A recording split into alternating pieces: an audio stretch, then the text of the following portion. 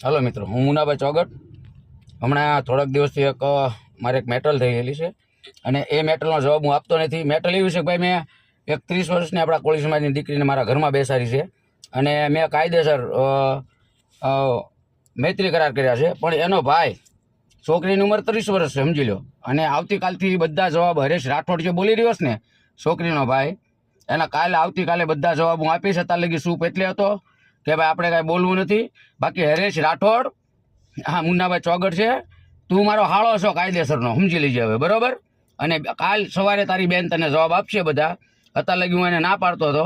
હરેશ રાઠોડ, હો, હવે આ મુન્નાભાઈ તારા બનેવી અને તું મારો હાળો અને તું ફાડી નાખજે મને તારામાં તેવડ હોય ને તો, બરોબર?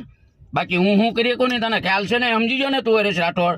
અત્યાર લગી બહુ મેં તારું સહન કર્યું છે, બરોબર? હવે તું જોજે, કાંઈ તું એમ ન માનતો કે મુન્નાભાઈ તારી બીકથી વહી જાય. તારી બેને મને કીધું હતું કે તમે ના સામે રહો ને તો બાકી માથાકૂટ થાય અને તમે એને મારો કે તમને કાલે વારે ઓલું થાય તો મારે સાંભળવાનું થાય. બાકી હવે યાદ રાખજે, તારા બનેવી છે ને 8 દિવસમાં ભાવનગર આવે છે અને તારે જ્યાંથી તોડવું નથી તોડી લેજે. આ તને ચેલેન્જ, હો.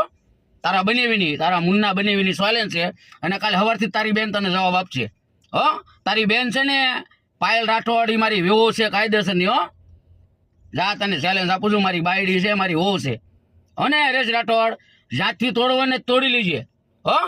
તું તારી બેનને 5 લાખમાં કુંભારના ઘરે આપવા માંગતો હતો, વાણિયાના ઘરે દેવા માંગતો હતો અને તારી બેનને 30 વર્ષની કરી. કેટલા વર્ષની?